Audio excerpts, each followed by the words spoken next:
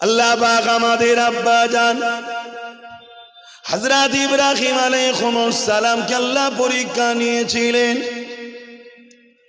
কিরকম পরীক্ষা নিয়েছিলেন? সর্বপ্রথম তিনাকে আল্লাহ কোন সন্তান দেয়নি। 90 বছর পরিবারের বয়স বেড়ে গেছে, 90 বছর পার হয়ে গেছে। ইব্রাহিম আলাইহিস সালামের তখনও একটাও সন্তান হয়নি। আল্লাহ পাকের কাছে রোনাজারি করে দোয়া চায়। আল্লাহ পাক 90 বছর পার হয়ে যাওয়ার পর একটা সন্তান দিলেন, যিনার নাম হলো ইসমাইল আলাইহিস সালাম। জান্নাতের সঙ্গে নবীদের সম্পর্ক, আকাশের চাঁদের থেকেও আল্লাহ পাক সুন্দর একটা বাচ্চা দিলেন।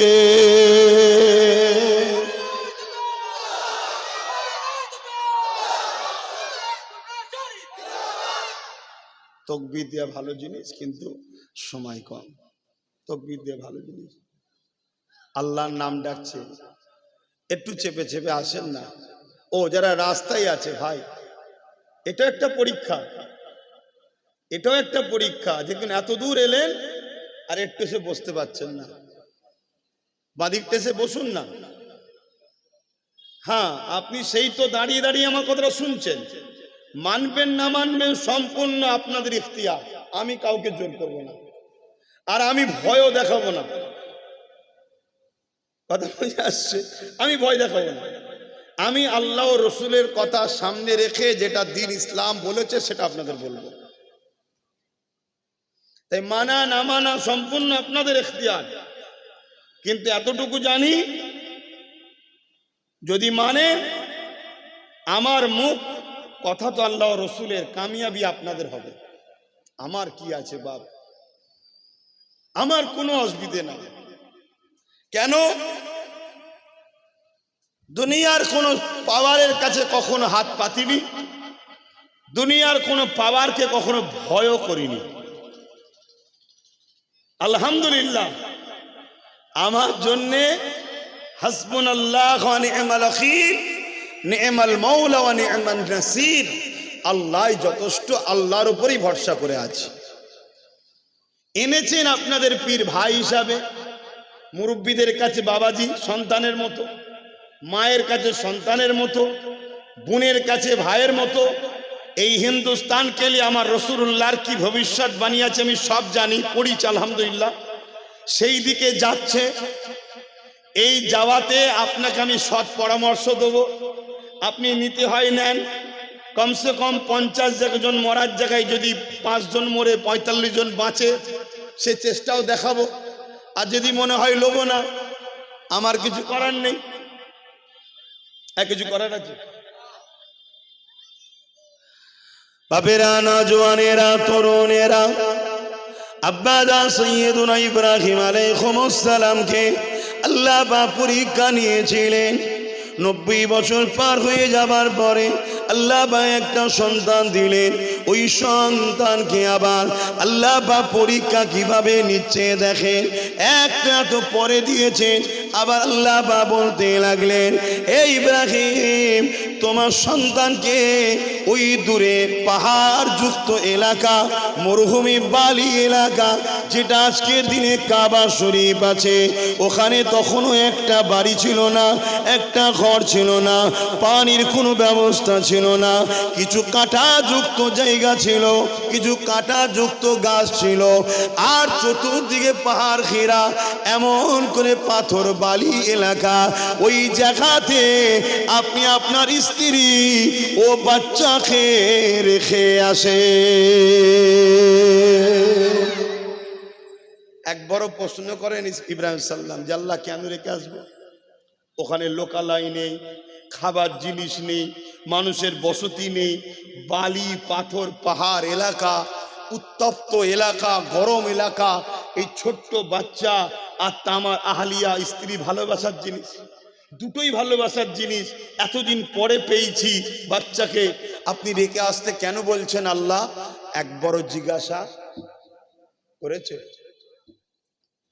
প্রেম কাকে বলে? দেখো, আমরা সাহায্য পাচ্ছি না কেন?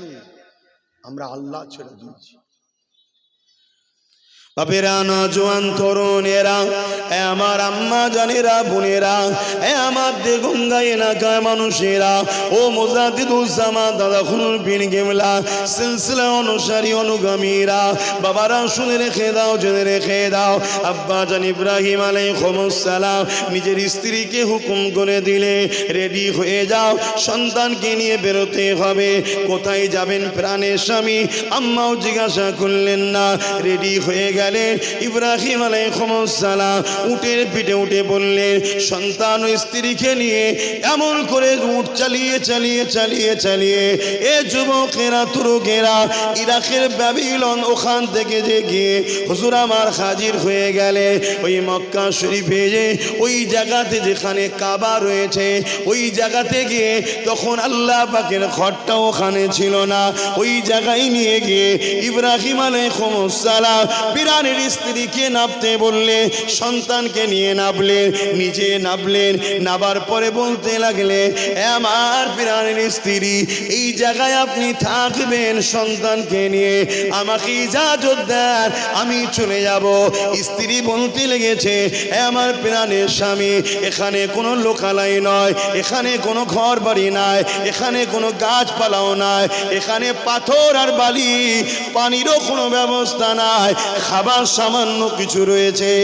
আমার প্রাণের স্বামী, আপনি এই জায়গায় আমাকে রেখে দিয়ে চলে যাচ্ছে, আমি শুধু একটা কথা আপনার কাছে জানতে চাইব, আপনি যে আমাকে রেখে দিচ্ছেন, এই রেখে দেওয়ার কারণটা কি? আপনার কোনো হুকুম, ইচ্ছা, না আল্লাহ পাকের হুকুম রয়েছে? ইব্রাহিম আলাইহিস সালাম বললেন, আমার প্রাণের স্ত্রী রে, নবীরা আল্লাহর হুকুম ছাড়া অন্য কারো কথা মানে না, নিজের ইচ্ছা মতো চলে না, এটা আল্লাহর হুকুম। এখানে আপনাকেও সন্তানকে রেখে যেতে হবে। দেখুন, স্ত্রীর পরীক্ষা নিচ্ছে স্বামীকে, সন্তানের পরীক্ষা নিচ্ছে বাপকে। এই সময় স্ত্রী কি বলেছিল? আমার প্রাণের স্বামী, আল্লাহ যখন হুকুম দিয়েছে আপনি নিশ্চিন্তায় চলে যান, আপনাকে আটকাবো না, কারণ আপনার থেকে অনেক বড় আমার গার্জেন হলো আমার আল্লাহ।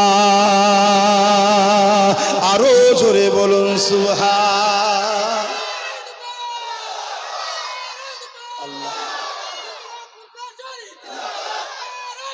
আল্লাহ। আমরা কি আল্লাহকে অভিভাবক মনে করি, গার্জেন মনে করি? আমাদের প্রভু, আমাদের রব, আমাদের আল্লাহ আমাদের জন্য যথেষ্ট মনে করি? আজকে যদি আপনি স্ত্রীকে বলেন যে কিছুদিন বাপের বাড়ি যে থেকে আসো, শুনবে? যদি সন্তানকে স্ত্রীর থেকে দুদিন আলাদা করতে চান, শুনবে? বলুন না, আপনি করতে পারবেন আপনার থেকে সন্তানকে দুদিন আলাদা? একটা বছর কেটে গেল, অপেক্ষায় বসে আছে, স্ত্রীকে রেখেতে চলে এসছে, কি খাচ্ছে, কি হচ্ছে, একটা বছর অপেক্ষায় আছে, ইজাজত এখনো আসেনি। এক বছর পর আল্লাহ আওয়াজ দিলেন, ইব্রাহিম যাও। উঠে করে যাবে, কাছে যাবে না, দূর থেকে দেখে চলে আসবে, বেশি সময় নয়। পরীক্ষা দেখছেন? আমাদের তো আল্লাহ সে পরীক্ষা নেয় না, আমাদের শুধু সামান্য পরীক্ষা নিয়েছে। একদিকে জালিম হুকুমত বিজেপি, আর একদিকে তার তোষণ রাজ্য সরকার, দুজন মিলে আমাদেরকে পরীক্ষা নিচ্ছে বিছখানে। আমরা কথা বুঝছেন না? বোঝেন না? এই কথাটা কেন বললাম? এখন ভোটের আবহাওয়া চলছে তাই। কেন আমরা মুসলমান যতটা ভোটের জন্য লড়ছি, যতটা আমরা এই অত্যাচারী জালিম নেতাদের জন্য লড়ছি, তার 1% আমরা দিনের জন্য সময় দিই না। নিজেকে প্রশ্ন করুন। হ্যাঁ, আমি করতে মানা করছি না, দুনিয়াদারি করতে গেলে আপনাকে অর্থনীতি, সমাজনীতি, রাজনীতি, পরিবার নীতি, রাষ্ট্রনীতি সবটা করতে হবে। না করলে পিছিয়ে যেমন গেছেন আরো পিছিয়ে যাবেন। 59 বছর আমরা পিছিয়ে আছি, 79 বছর পিছিয়ে আছি, আমাদেরকে রাখা হয়েছে স্বাধীনতার পর থেকে। সবার সব হয়ে গেল, আমাদের কিছু নেই। যা একটা আলিগড় মুসলিম ইউনিভার্সিটি ছিল, সেটাকে বিজেপি এসে আবার শেষ করে দিল। বলুন, একটা মুসলমানদের কোনো ইউনিভার্সিটি আছে? একটা যদি বা ছিল, বিজেপি সেন্টারে আসার পর সেটার 12টা বেজিয়ে দিয়েছে। না আমাদের আইএস আছে, না আইপিএস আছে, না ডিএম আছে, না জজ আছে, না মন্ত্রী আছে, কিছুই তো আমাদের নাই। কারণ আমরা সচেতন নয়। আমরা শুধু সামান্য পয়সা নিই, কারো পিছু পিছু ঘুরে বেড়াই, ব্যাস হয়ে গেল, লাও ভোট মিটে গেল, অমুকের ছেলে নেতা, অমুকের ছেলে নেতা, অমুক এই হয়ে গেছে। আর তাদের সবার মাথার উপরে সেই 1% বসে আছে। কথা বুঝছেন তো নাকি? যে মুসলমানের ছেলেকেও জিতিয়েছেন, তার গলায় বেল, কে ওপরে যে বসে আছে সে। মুফতি সাহেবকে জিতিয়েছেন, তার গলায় বেল, কে ওপরে যে বসে আছে সে। যেভাবে ঘেউ ঘেউ করতে বলবে এসে সেইভাবে ঘেউ ঘেউ করবে। একবারও তো আমরা সচেতন নয়। এই তো 2021-এ নবী বংশের আওলাদ সাহস নিয়ে আমি জাতিকে সচেতন করার জন্য আগিয়েছিলাম। সেই থেকে আজ পর্যন্ত একটা কথা প্রতিটা মুসলিম গ্রামে শুনতে হচ্ছে, কি আমার সঙ্গে বিজেপির সেটিং আছে। কিন্তু এই 5 বছরে কোনো একটা সন্তান, কোনো একটা মায়ের বেটা একটা জাররা পরিমাণ প্রমাণ দিতে পারেনি। পেরেছে? কিন্তু এরপরও আমার কওমের একটা অংশ এই কথাকে এখনো প্রচার করছে না, করেন কেন? এই যে একটা মুসলিম ঘরের ছেলে নেতা হচ্ছে, নওশাদের মাথার উপরে কেউ আছে নাকি? ওকে টিউনিং করার কেউ আছে নাকি? এই যে একটা স্বাধীনভাবে মুসলিম ঘরের ছেলে একটা উঠছে, এদেরকে উঠতে দেওয়া যাবে না। কেন? মুসলিম ঘরের ছেলে যদি একটা মন্ত্রী হয়ে যায়, একটা বড় পদ পেয়ে যায়, তাহলে এদের ঘরের ছেলে চাকরি পাবে, আগামী দিন পড়াশোনার ফেসিলিটি পাবে, IAS IPS হবে। খাতা ওখান থেকে যে ক্যান্সেল হয়ে বেরিয়ে যায় ওটা আর বেরোবে না। চাকরিতে IAS IPS এ, জজে, DMA, BDA সব জায়গায় এরা আস্তে আস্তে ঢুকে যাবে।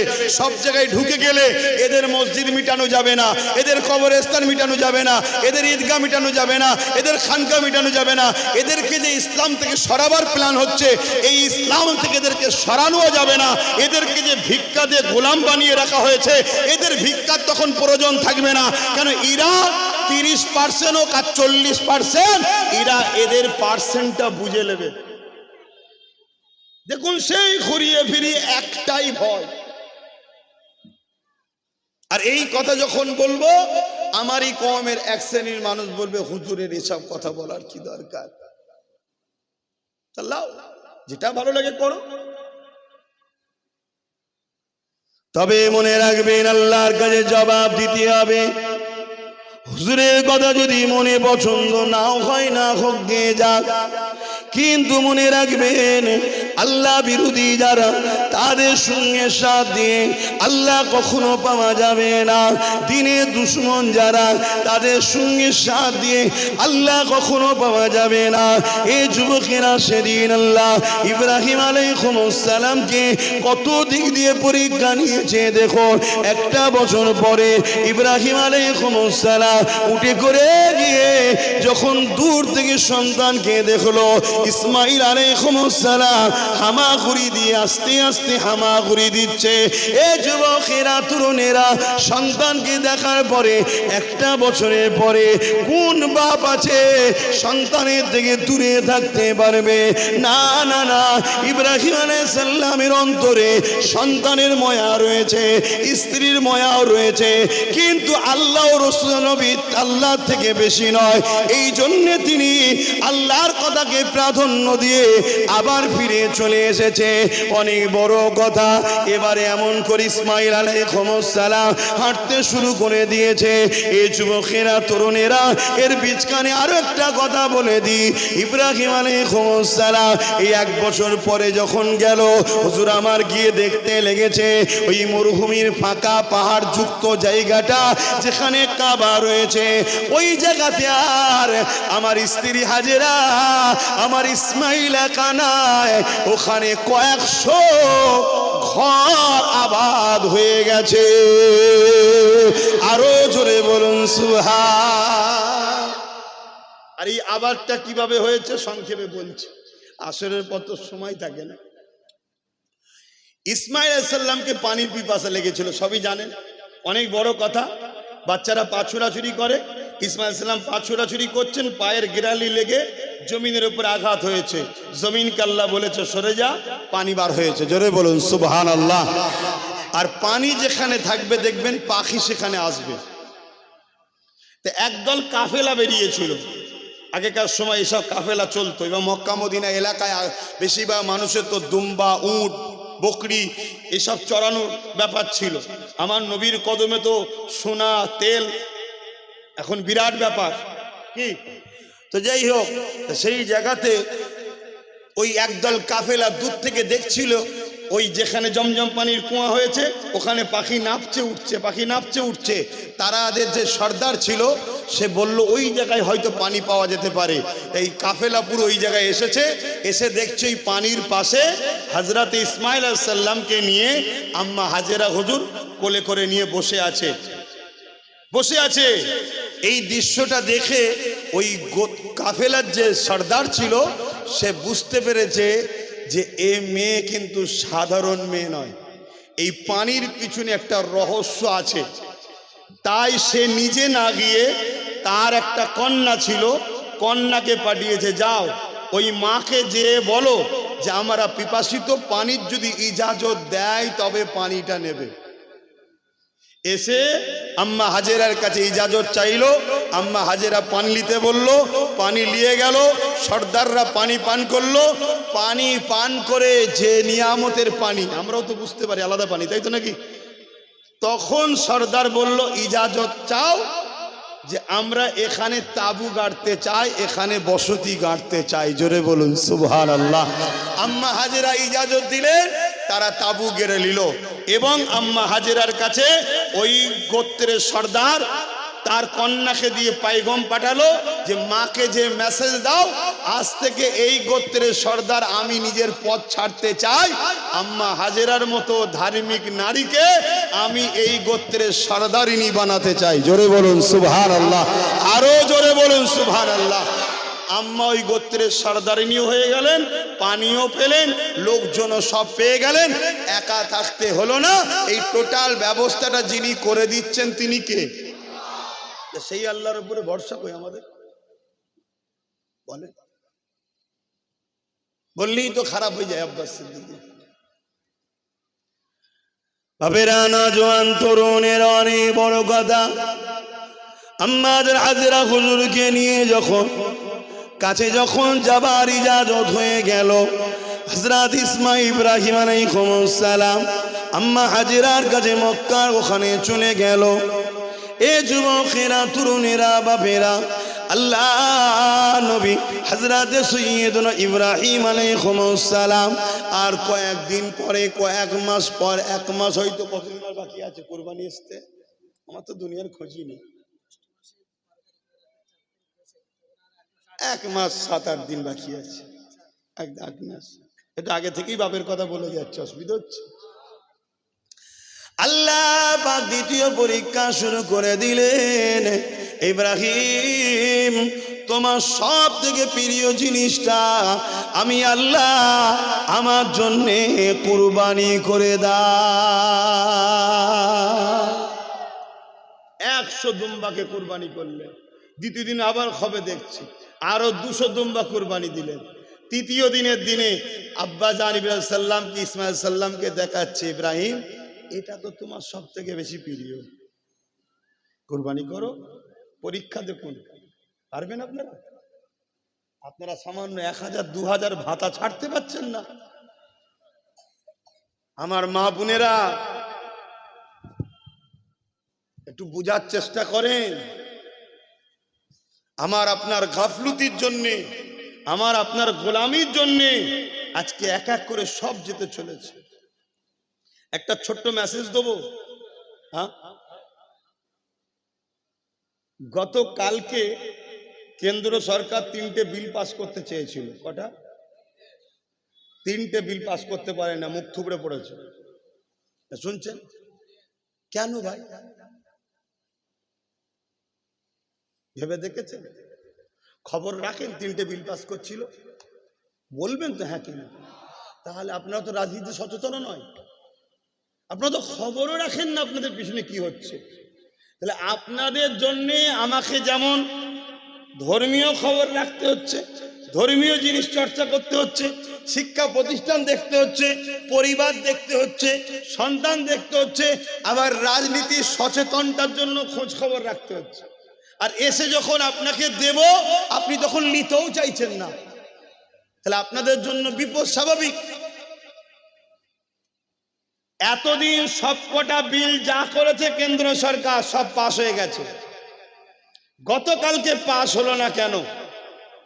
কেন পাশ হয়নি? আজকে প্রাক্তন মুখ্যমন্ত্রীর বক্তব্যটা কেউ যদি ফলো করেন উত্তর পেয়ে যাবে।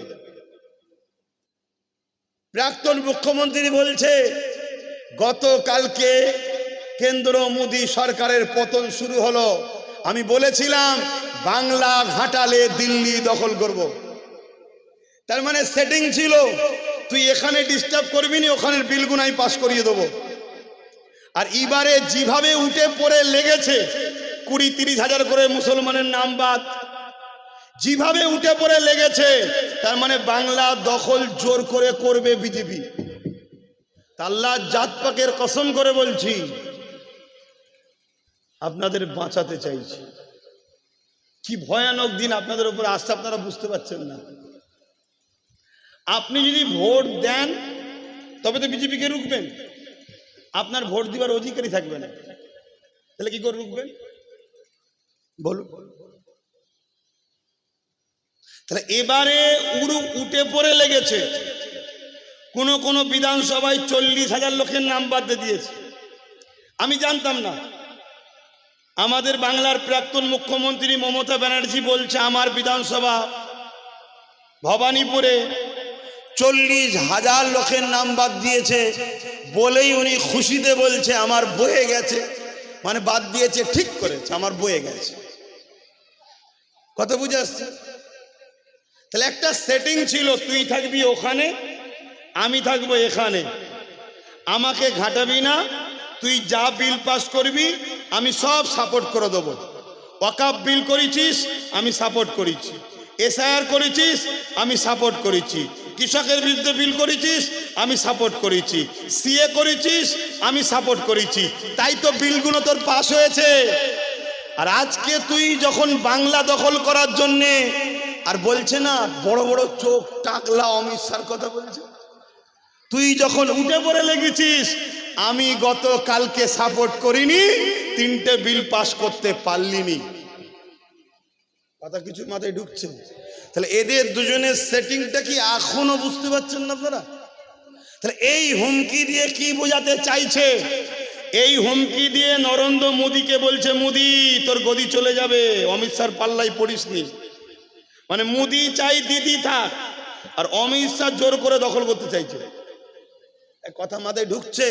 একদম খোলাভাবে বলে দিলাম, এইটা বলার দরুন আমার জন্য কিন্তু বিপদের কারণ। এটা যে বলছি এটা আমার বিপদের কারণ। কেন? এত ডিপ, এত ভেতরের কথা তুমি জানছো কি করে? কথা বুঝে আসছে? তাহলে আমার পিছনে অনেক রকম আরো চড় ছাড়া হবে, কিন্তু ওরা তো আর আধ্যাত্মিক যুগ বোঝে না। আধ্যাত্মিক বোঝেন? ওরা তো আর আধ্যাত্মিক মানে না। আমি যতটুকু বুঝছি, যতটুকু দেখছি, এটা আব্বাস সিদ্দিকীর কোনো কৃতিত্ব নয়, এটা নবী মুহাম্মদ সাল্লাল্লাহু আলাইহি ওয়াসাল্লামের গোলামিতে আল্লাহর পক্ষ থেকে দিলের মধ্যে উদাও হয়, ওটা বলি, পরবর্তীতে সেটা ঘটে। তাই আজ আপনাদেরকে বক্তব্য ফলো করতে হবে।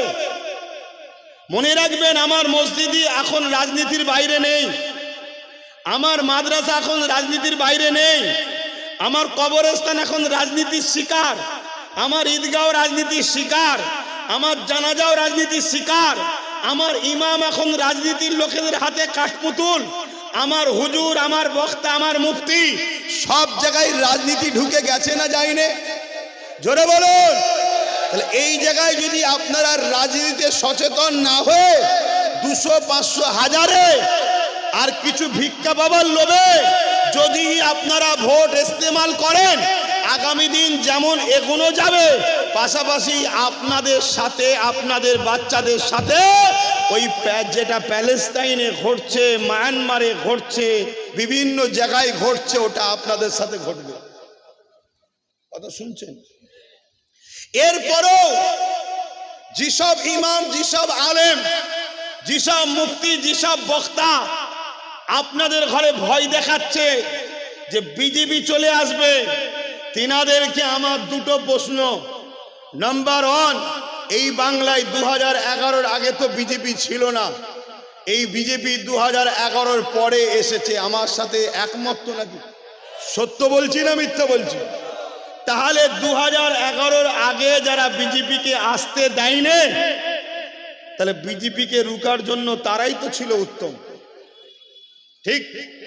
নাম্বার 2, এরপরেও যদি মনে হয় যে না আমরা দিদির দিবানা, দিদি আমাদের ভিক্ষা দেয়, দিদি আমাদেরকে ভেতরে ভেতরে টাকা দেয়, গাড়ি দেয়, আলো দেয়, দিদি না থাকলে আমরা সব পাবো না, তাহলে কমসে কম তোমাদের তো একটা কথা বলা দরকার ছিল, যে যে জায়গাতে দাদা হুজুরের আওলাদ নওশাদ সিদ্দিকী দিয়েছে ওই 30 জায়গায় নওশাদের বিরোধী করো না, আর বিজেপিকে রুকার জন্য বাকি জায়গায় এক হও। এটা বলা দরকার ছিল না, ছিল না? এরা এটা বলবে না কেন? কেন এরা আর ওরা সব প্যাক্ট হয়ে আছে।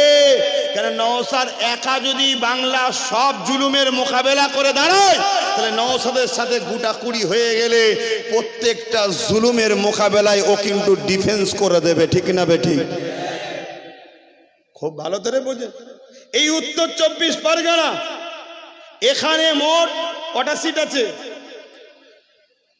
খবর রাখেন? কে বলছে 33, কে বলছে 31? 33টা না 31টা?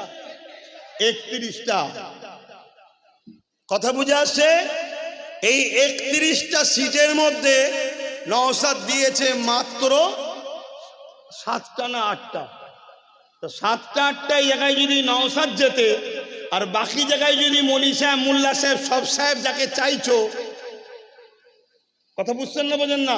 এই 8টা কমসে কম উত্তর 24 পরগনার কোন জায়গায়, যেমন বিগত দিন ওয়াকাফের বিলকে সাপোর্ট করলো, এসআইআর বিলকে সাপোর্ট করলো, আগামী দিন কোনো বিপদে পড়লেই নওশাদের 8টা সাথ দিতে পারবে না, পারবে না? এইটুকু তো মাথায় রাখা দরকার।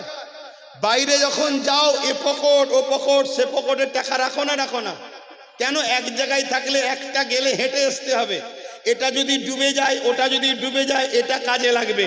সব জায়গায় A plan, B plan, C plan রাখছো, তাহলে এক্ষেত্রে বোঝো না কেন যে ঠিক আছে, ঠিক আছে, যা হয় হোক গে যাক, যেখানে যেখানে নওশাদ আছে এই জায়গায় সাথ দিই, বাকি জায়গায় যা হয় হবে। কোন বিপদের দিনে কম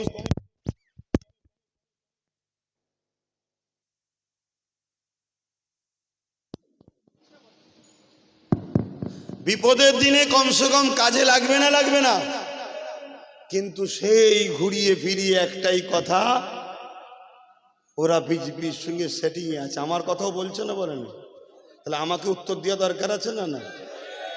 আচ্ছা বলুন তো, 2021-এ আমরা দিয়েছিলাম কটা? আমরা দিয়েছিলাম অন্যজন শরিক সহ সব মিলিয়ে 30 থেকে 32টা। যা সিট কোনোদিন পাইনি তার থেকে বেশি সিটে পেয়েছে না পাইনি? জোরে বলুন। কেন? ও সম্পূর্ণ সাপোর্ট করে দিয়েছে যে না, এই প্রথম একজন মুসলিম ঘরের ছেলে উঠছে, একে উঠতে দেওয়া যাবে না। শুনছেন তো নাকি? আমরা এইবারে কটা দিয়েছি ভাই? সেই 30টা। তার মধ্যে আবার এক জায়গায় আমাদেরকে দিয়ে আবার ওরাতে দিয়েছে। কথা বুঝে আসছে না? না? তাহলে এই যে 30টা জায়গা, এটা দিয়া কি ক্ষতি করেছে?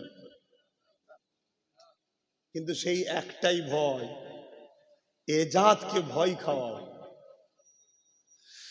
যাক বাপেরা, সংক্ষেপ করব, বুঝা যদি হন বুঝে এলেন। এই যে রাজনীতির আলোচনা করছি, অসুবিধা হচ্ছে নাকি? অনেকে বলে আব্বাস সিদ্দিকী জলসার নামে রাজনীতি করে। হ্যাঁ করি তো, আমার ধর্মে রাজনীতির পাঠ আছে না? নাই? তা আমি আমার জাতিকে শিখাবো নি রাজনীতির কথা? না বুঝে তো এর পিছনে 20 বছর, ওর পিছনে 30 বছর, ওর পিছনে 15 বছর, এর জাতির কি লাভ হলো? সচেতন করাতে হবে তো। তা আমি আমার বাপকে, আমার মাকে, আমার ভাই, আমার বোনকে বুঝাবো না যে বিজেপি হলো আমাদের ইসলামের দুশ্মন, আর তাকে সম্পূর্ণ সহযোগিতা করছে সব বিল পাশেতে রাজ্য সরকার, অতএব এদের থেকে সাবধানে থাকে? এটা বোঝানো দরকার আছে না? না?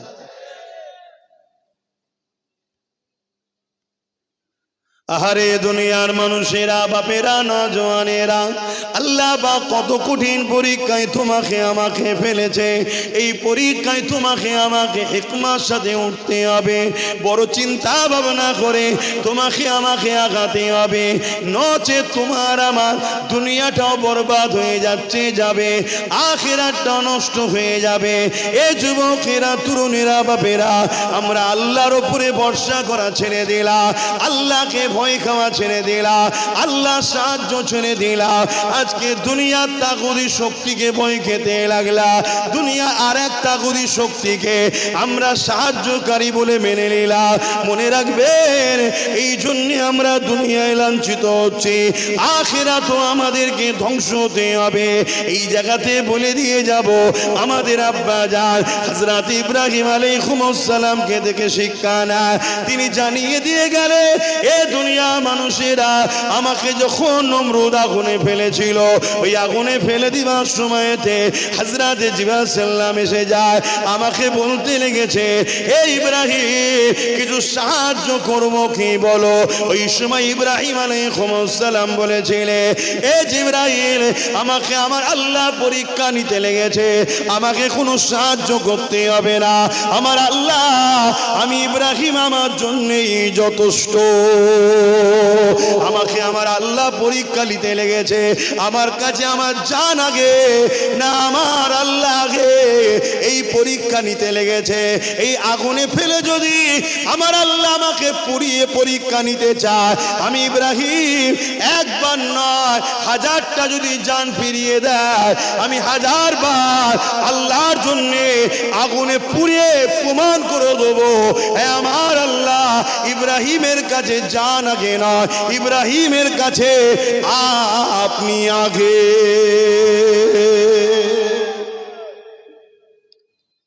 কথা কিছু বুঝছেন? আর আজকে আমরা কি করছি? আমার মসজিদ যখন বিজেপি ভাঙে আন্দোলন করি, আর আমার মসজিদ যখন দিদি ভাঙে তখন তাকে সাপোর্ট করি। কি করছেন না করেন না? আমার কত কষ্ট লাগলো।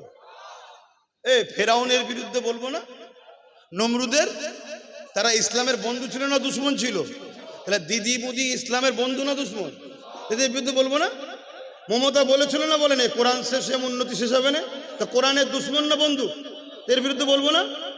কিন্তু এর পরও কোরআনের দুশ্মনের পক্ষে যে মুসলমান থাকবে, আপনার কি মনে হয় সে মুসলমান ईमानदार আছে?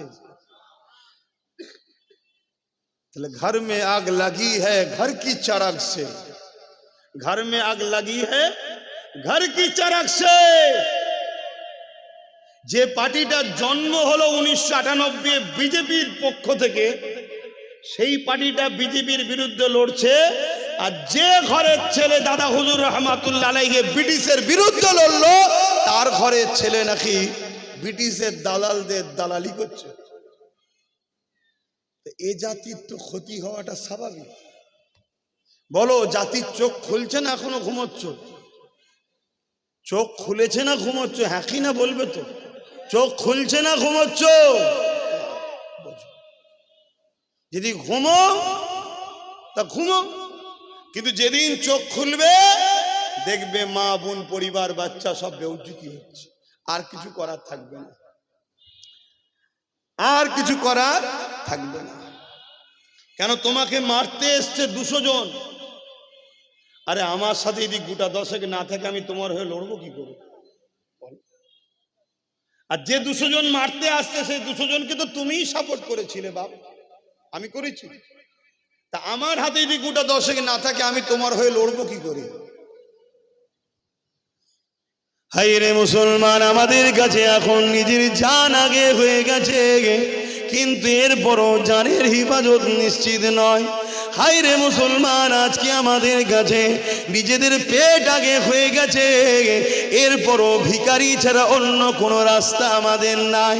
প্রতিটা মুসলমান নিজের দিকে তাকিয়ে দেখেন আজ আপনাদের হালত কোন জায়গায় এসে দাঁড়িয়েছে। এর কারণ হলো একটা, আপনারা আল্লাহকে ভয় না খেয়ে কেন্দ্রের জালি হুকুমতকে আপনারা ভয় করেন। আপনারা সাহায্য আল্লাহর কাছে না রেখে এই কেন্দ্রের কেন্দ্রের সঙ্গে সেটিং করে এই রাজ্য সরকারের কাছে আপনারা সাহায্য রেখেছেন, আশা রেখেছেন। এই জন্য আজ আপনাদের দুর্দশা এটা হয়েছে। এই জায়গায় দাঁড়িয়ে থেকে আমাকে যারা সন্তানের মতো ভালোবাসে, আমাকে যারা বাপ ভাইয়ের মতো ভালোবাসে, আমি আপনাদেরকে বোঝাতে চাই, এ যুবকেরা তরুণেরা, তাদের হাতে মিছিল, তাদের হাতে প্রশাসন, তাদের হাতে সব কিছু পাওয়ার, যে কোনো সময় তারা যা কিছু করে নিতে পারবে। কিন্তু তোমার নিজের হাতে যদি পাওয়ার না থাকে, তুমি এখনোকে রুখবে কি করে? কাল বুলডোজার দিয়ে তোমার মাদ্রাসাকে ভাঙবে। তোমরা 1 লক্ষ লোক যদি রাস্তায় নামো, তোমাদেরকে লাঠি দিয়ে পিটিয়ে কেস দিয়ে তোমাকে ঘরে ঢুকিয়ে দেবে। কিন্তু তোমাদের এই প্রচেষ্টায় একটা মাত্র ছেলে পাওয়ারে এসেছিল, সে ওয়াকফকে বাঁচাবার জন্য সুপ্রিম কোর্টে কেস করেছে। কিন্তু যাকে তোমরা 200 প্লাস দিয়েছো, সে তোমার মসজিদের জন্য একটাও কেস করেনি। বলো, খোদার ঘর বাঁচাবার জন্য বলবো না? না, রাজনীতি হচ্ছে তো। আরে কথা বলবেন তো, রাজনীতি হচ্ছে তো।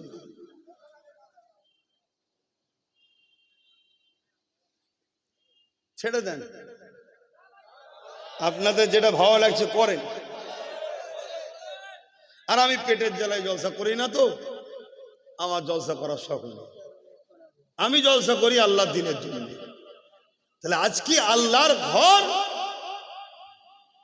ভাঙার জন্য আইন তৈরি হবে, সেই আইনের বিরুদ্ধে দেগঙ্গার লোক রাস্তায় নামবে। আমাদের ভোটে তৈরি হওয়া মমতা ব্যানার্জি, সে বলবে এখানে আন্দোলন নয়, দিল্লি চলে যাও, ওয়াকফ নিয়ে আন্দোলন করলে আমি সব থেকে বড় দুশমন হব। বলেছে না? বলেন। মানে মেসেজটা দিচ্ছে দাদাকে, দেখলে তোমার আইন সাপোর্টও করলাম, আইন বাংলায় লাগু করলাম, আর আমার বাংলায় তোমার বিরুদ্ধে কাউকে বলতেও দিইনি। অতএব আমি বাংলায় থাকলে তোমারই লাভ। আমি 20-30 এমপি পাবো। তুমি যখন বিল পাস করবে, আমার এমপিকে গান গাইতে পাঠাবো, আমার এমপিকে ফটো তুলতে পাঠাবো, আমার এমপিকে মজা করতে পাঠাবো। আমার এমপিকে কেউ বলবে শরীর খারাপ, আমার এমপি পাঠাবো না, তোমার বিল পাস হয়ে যাবে। কথা বুঝছেন? তার প্রমাণ নিজেই স্বীকার করেছে যে একটা গুঁতো দিয়েছি, প্রথম ধাক্কা দিলাম, 3টে বিল আটকে দিলাম। এক কথা বুঝছেন? কিন্তু হায় আমার কপাল, কাদেরকে বুঝাচ্ছি, বুঝবে কি আল্লাহই জানে। বুঝছেন তো আপনারা? আশা করছি বুঝছেন। আপনাদের আম্মা জান না বোঝে? আমি যেগুলো ভাইগুলো আছে, বলো আমার মা হয়, তারা বোঝে তো নাকি? ছেলের সাথে আছে তো নাকি? আমি ওপেন বলে যাচ্ছি তো, আমি রাজনীতি সচেতন করাচ্ছি আপনাদের ঘরে, আমি রাজনীতির শিক্ষা আপনাদের ঘরে দিচ্ছি, আমি স্বীকার করছি, লজ্জা করার কিছু নেই তো। কেন? আমি ধর্মগুরু হিসাবে আপনাদের যেমন নামাজ রোজা দাড়ি টুপি শিখাবো, আপনারা কি করে হালাল খাবেন, ভিক্ষা না খেতে হয়, আপনাদের বাচ্চারা কি করে ডাক্তার উকিল জজ হবে, আপনাদের ঘরে কেস কামারি থেকে কি করে বাঁচবেন, আমি আমার ভক্ত মুরিদদের বাঁচাবার জন্য একজন পীরজাদা বা পীর সাহেব ভক্ত যাই বলেন না কেন, আমি ধর্মগুরু, আমার দায়িত্ব আছে না নাই? এটা আমি আমার রাইটলি আমার ভালোবাসার লোককে বলে আছি। আমার সামনে দুটো লোক আছে, আমার সামনে দুটো লোক আছে, একটা লোকের কোনো রিপোর্ট নেই, আর একটা লোকের রিপোর্ট আছে। তাহলে আমি তো আমার কমকে বুঝাবো, চুরি করা যেমন পাপ, চোরকে সাপোর্ট দেওয়াও পাপ। আমার সামনে দুটো লোক আছে, একটা লোক বিজেপির আইনকে পাশ করে, ওয়াকফ নিয়ে আন্দোলন করলে ধরে জেলে ভরে, আর একটা লোক ওয়াকফের আন্দোলন করতে গিয়ে জেল খেটেছে, আবার সুপ্রিম কোর্টে কেস করেছে। তাহলে আমি আমার মসজিদের পক্ষে যে তার পক্ষে দাঁড়াবো না জোরে বলেন। এই যে ওয়াকাফের বিরুদ্ধে আন্দোলন করলে যে কেস দিয়েছে তার নাম মমতা, আর যে কেস ওয়াকাফকে বাঁচাবার জন্য কোর্টে মামলা করেছে, জেল খেটেছে, তার নাম হলো নওশাদ। তাহলে আমি তো নওশাদের পক্ষেই দাঁড়াবো। এটা আমি আপনাদের বোঝানোটা কি অপরাধ? কিন্তু সোশ্যাল মিডিয়ায় মুসলিম সেজে কিছু দালাল বিরোধী করছে না, করেন? এই ভোট এলে দেখবেন কিছু দালাল মুফতি বেরোয়, কিছু দালাল মৌলানা বেরোয়, কিছু দালাল পীর পীরজাদা বেরোয়, কিছু দালাল বক্তা বেরোয়। আমার কথা কি খারাপ না? দালাল বললাম বলে এই দালাল গুলো আল্লাহর ঘরের জন্য কথা বলেন। এই দালাল গুলো একবারও বললো না মাননীয়া আপনি যে মসজিদে উস্কানিমূলক কথা বলা হয় ওটা ভুল বলেছেন, এই কথাটা ফিরিয়ে নেন। এই দালালদের মুখ থেকে একবারও শুনেছেন? কিন্তু দেখুন এই দালালগুলো শুধু একটাই ভয় দেখাচ্ছে, বিজেপি চলে আসবে। কোথা আসবে না আসবে আমি জানি না, কিন্তু এতটুকু জানি 100% দেগঙ্গাই কোনোদিন আসবে না। তাহলে এই জায়গায় নিশ্চিন্তায় যে ওয়াকাফের হয়ে লড়বে আগামী দিন, আমার কম সহ সর্ব ধর্মের গরিবের হয়ে যে লড়বে, তার পাশে তো দাঁড়ানো দরকার। আচ্ছা এই জায়গার কথা বলছি, আমি আমার ভালোবাসার মানুষকে বলছি, এক দুটো লোক আছে, একটা হচ্ছে রেশনের চালচোর, আর একটা হচ্ছে ভালো লোক। আমি আপনাদেরকে শিখাবো কি চোরকে সাথ দিব, এটা হুজুরের কাজ।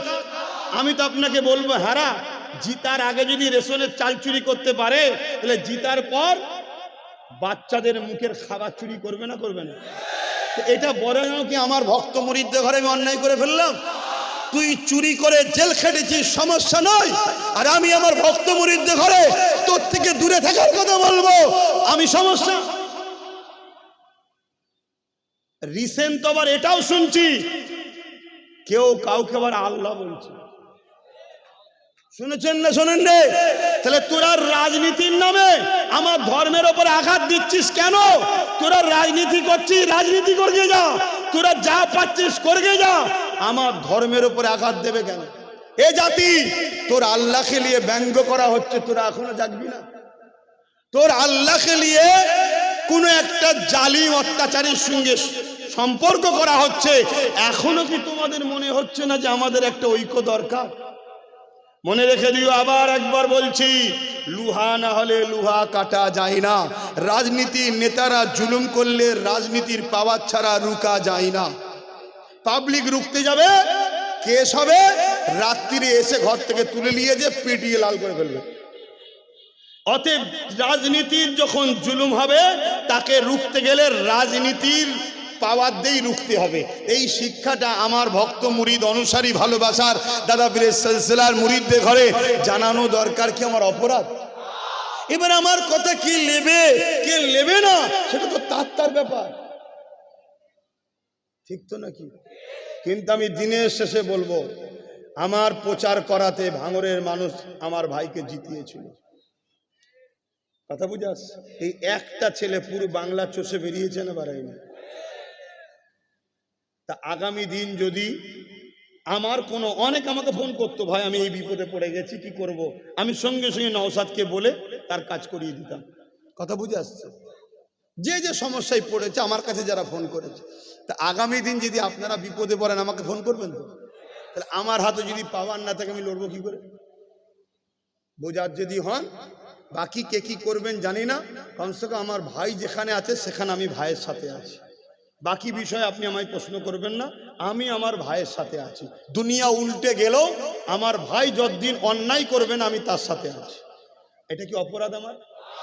আমার ভাইয়ের সাথে আমি থাকবো না? তাহলে আমার ভাইয়ের সাথে আমি আছি, আপনারা কি আমার সাথে আছেন?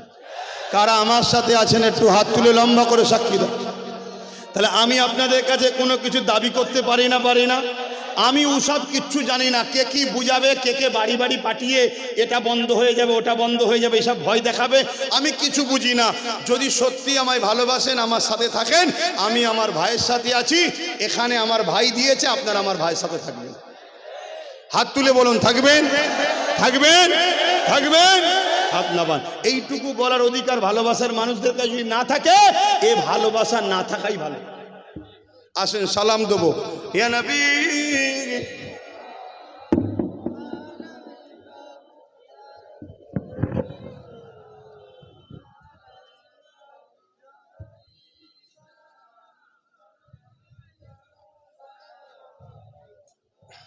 আজান দিলে শোনা যাবে তো? তাহলে আল বদরু আলাইনা মিন শানিয়াতিল ওয়াদাই ওয়াজাবা শুকরু আলাইনা মাদা লিল্লাহি দাই ইয়া নবী সালাম ইয়া রাসূল সালাম ইয়া হাবিব সালাম সালাওয়াতুল্লাহ। জিবরাইল দিলে এই যে আওয়াজ, খুলে দাও আসমানের দুয়ার, এসেছে নবী ঈদের সরদার, করিতে আল্লাহ আরো দিদার। ইয়া নবী সালাম ইয়া রাসূল সালাম ইয়া হাবিব সালাম সালাওয়াতুল্লাহ।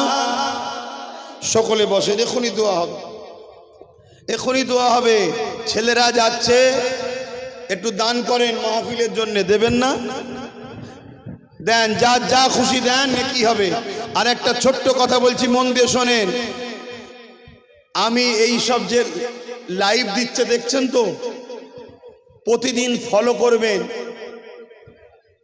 কি ঘটছে না ঘটছে। যেমন আপনাদের খবর ছিল না 3টে বিল ঢুকে গেছে, এই একটা মেসেজ দিলাম তো নাকি? এরকম প্রতিদিন ফলো করবেন, হয় আসরবাদ নাই মাগরিববাদ। মাহফিলে গিয়ে আমি যে আলোচনাগুলো করি, ঘরে বসে বসে দেখবেন, মা বোনেদের দেখাবেন। আম্মা বোনেরা মন দিয়ে শোনেন, একটু বোঝার চেষ্টা করেন। আপনার পিছনে আমি 10 বছরে 10 লাখ টাকা খরচ করব ভিক্ষা হিসাবে। 10 বছর পরে আপনার ঘর বাড়ি ছেলে পুলে সন্তান নিয়ে জন্মের মতো এলাকা ছেড়ে চলে যেতে হবে, না হত্যা করে ফেলবো। আপনি কি 10 লাখ নেবেন? একটু বুঝুন। বিরাট বড় গেম প্ল্যান চলছে, বিরাট বড় গেম প্ল্যান চলছে।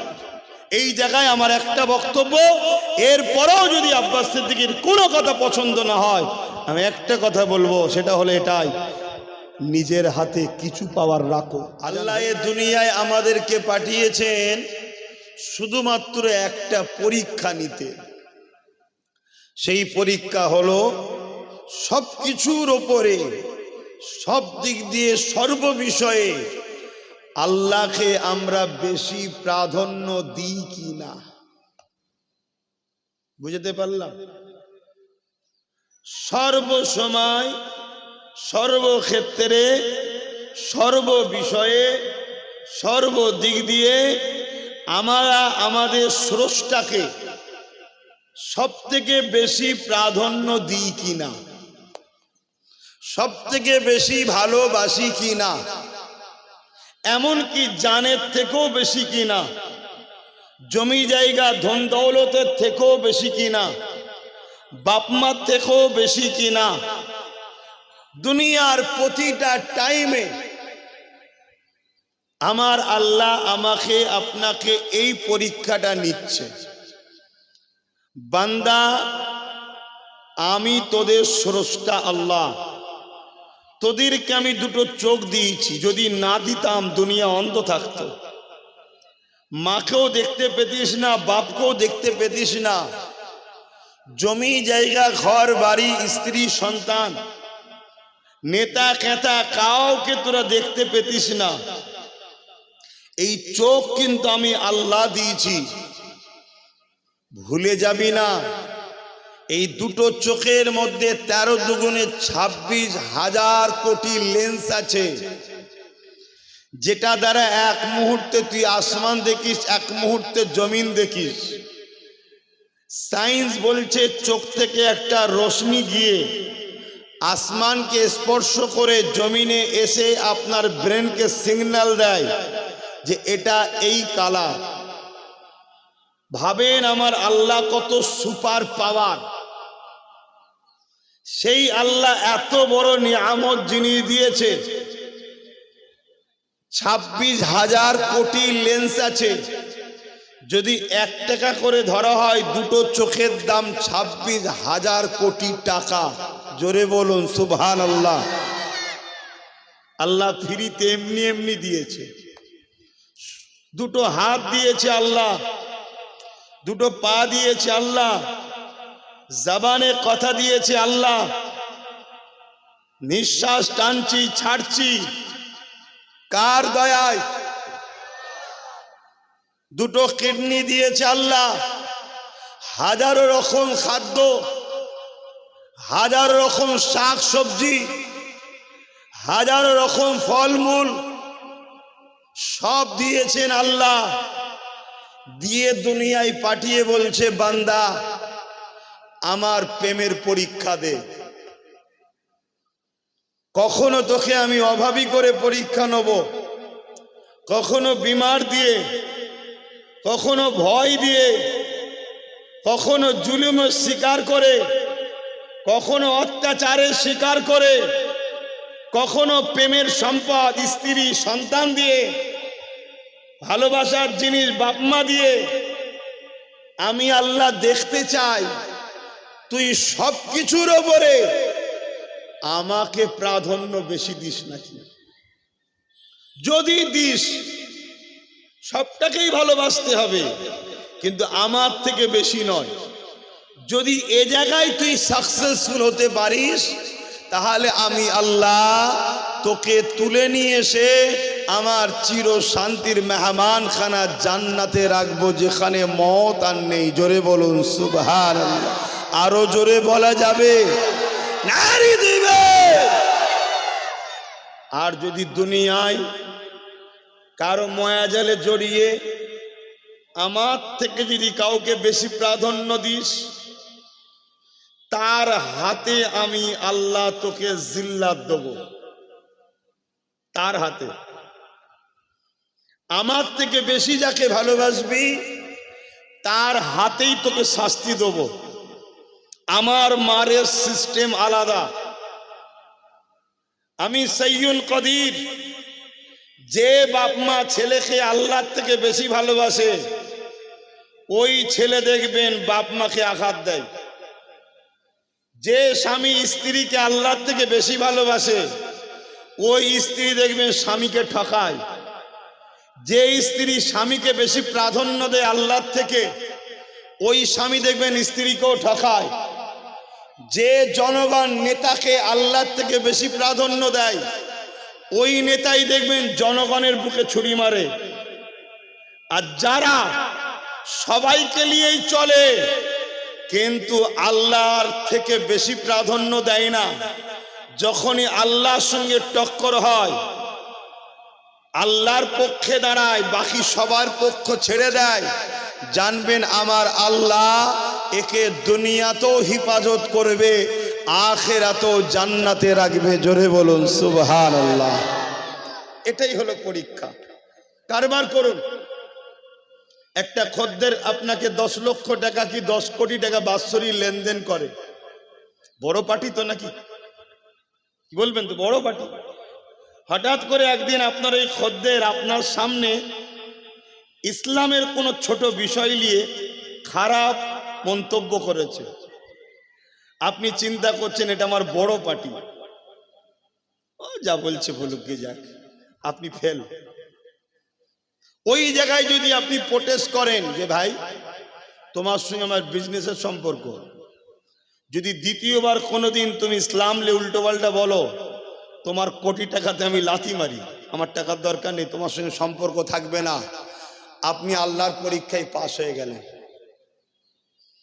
ধরুন আপনার মাকে আপনি খুব ভালোবাসেন, আপনার মা আপনাকে একদিন চুরি করার পরামর্শ দিল, কাউকে মারার পরামর্শ দিল, কাউকে জুলুম করার পরামর্শ দিল, কিছু মিথ্যা কথা বলার পরামর্শ দিল। আপনি যদি ওই জায়গায় মায়ের কথাটা মেনে নিয়ে ওই কথা মেনে নেন, তাহলে আপনি মাকে আল্লাহর থেকে বেশি প্রাধান্য দিয়ে ফেললেন।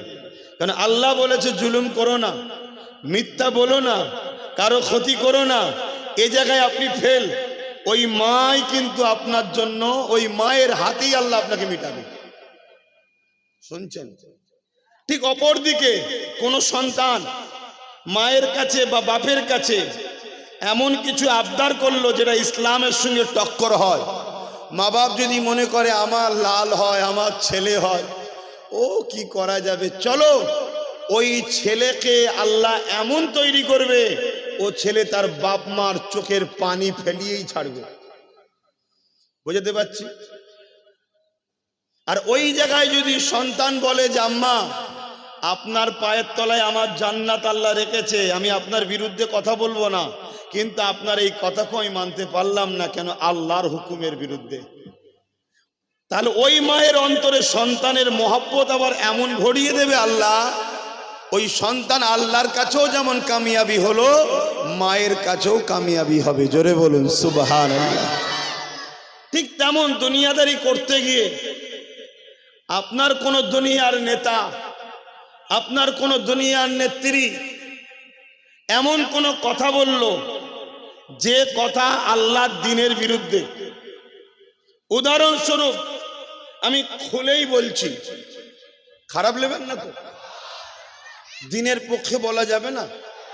উদাহরণস্বরূপ কদিন আগে মালদা জেলার মোথাবাড়িতে যাদের ভোটার ডিলিট হয়ে গেছে, সাধারণ নাগরিকরা একটা আন্দোলন করছিল।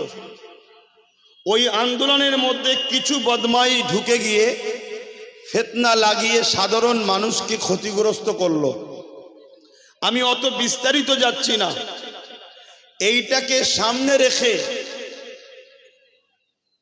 আমাদের রাজ্যের 15 বছর যিনি সিএম ছিলেন, মুসলমানদের ভোটে যিনি জিতছেন, ইমামদের দয়াতে যিনি জিতে আছেন, ইমামদের সাহায্যে যিনি জিতে আছেন, ইমামদের দুয়াতে যিনি জিতে আছেন, আলেম উলামা পীর পীরজাদা মুসলিম ধর্মগুরুরা যাকে সাপোর্ট করেছে, অস্বীকার করছি না,